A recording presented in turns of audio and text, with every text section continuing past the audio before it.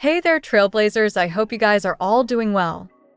So today I have some brand new pieces of information to share with you guys related to the new upcoming characters and content coming to Honkai Star Rail in the upcoming updates. This includes the character CASTORICE potentially receiving an alternate character skin in version 4.2, as well as new details about the path for the upcoming Blade SP.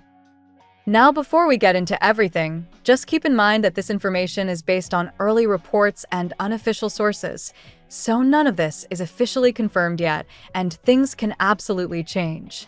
So definitely take everything here with a grain of salt. With that out of the way, let's begin without wasting any more of your precious time.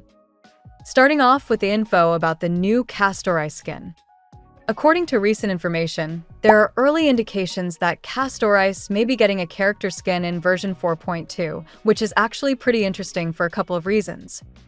First of all, skins in Honkai Star Rail are still relatively rare, and when a character gets one, it usually means that Hoyoverse is planning to keep that character relevant or bring them back into the spotlight in some way. So if CASTORICE really is getting a skin in version 4.2, there's a pretty good chance that this could be tied to story content, an event, or even her rerun timing, especially since reruns and cosmetics often line up to maximize player interest. Now, we don't have any confirmed details yet about what the skin actually looks like, but typically speaking, in most gacha games, character skins tend to fall into a few categories.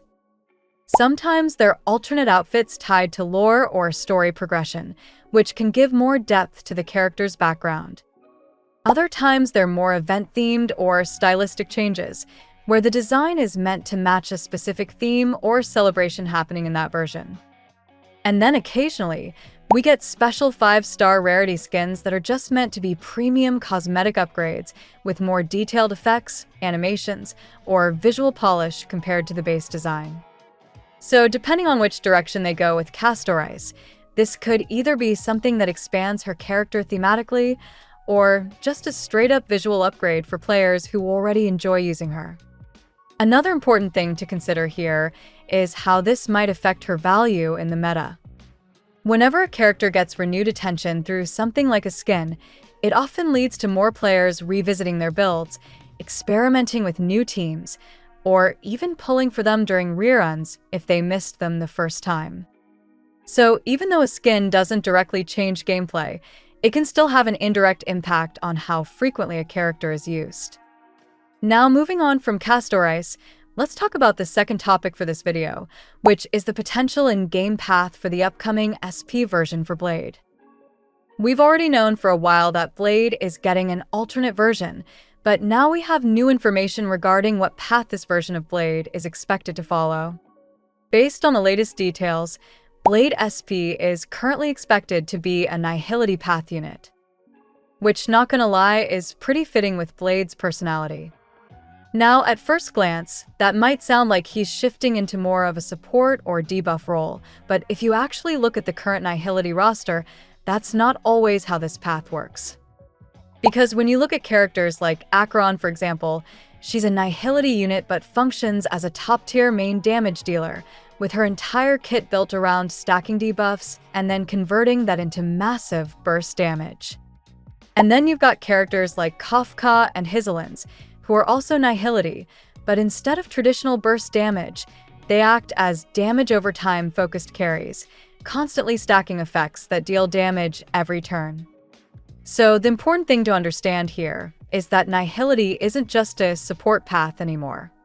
At this point, it's more like a damage archetype that revolves around debuffs, whether that's through burst setups like Acheron or through sustained damage like damage over time. And in some team comps, Nihility characters are actually the main source of damage, not just enablers. So when we apply that to Blade SP, this opens up a lot more possibilities. Instead of assuming he's going to be a secondary support unit, there's a very real chance that Blade SP could still function as a primary DPS, just in a completely different way compared to his original version. For example, instead of relying purely on raw damage and self-sacrifice mechanics, this version of Blade could lean into building up debuffs over time, converting debuffs into burst damage, or even mixing sustained damage with utility. So rather than losing his identity as a damage dealer, it's more likely that his playstyle just shifts into something that fits the modern Nihility design philosophy. And honestly, that might actually make him more flexible. Because Nihility units tend to slot into a wider variety of teams, especially ones that benefit from debuff stacking, extra damage triggers, or synergy with other Nihility characters. It also raises some really interesting questions about how his original mechanics might carry over. Like, does he still keep some form of HP-based playstyle, or do they fully lean into debuffs this time? If they manage to combine both, then Blade SP could end up being one of those characters that feels familiar, but still plays completely differently in practice. And that's usually where these alternate versions become the most interesting. Now, something else worth mentioning here is how Blade SP could potentially fit into the current meta if this direction actually ends up being true. Because right now, teams that revolve around debuffs or damage over time have been getting more and more support over time, which means a character like Blade SP could end up benefiting a lot from existing synergies.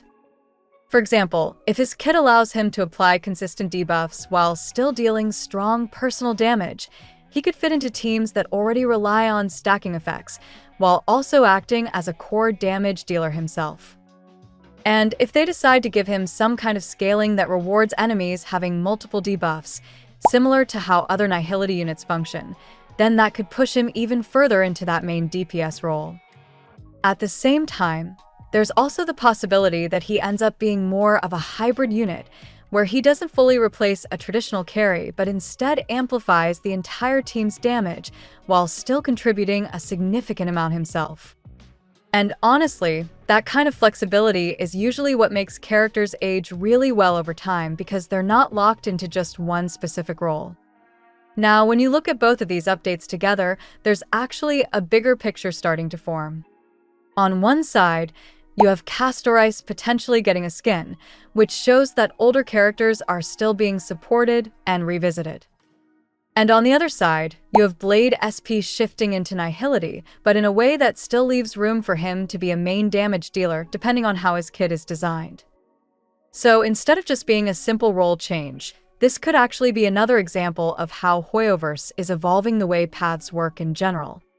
Of course, since all of this is still based on early information, we'll need to wait for more details before we can fully understand how these changes will actually play out. But even at this stage, both of these developments are definitely worth keeping an eye on.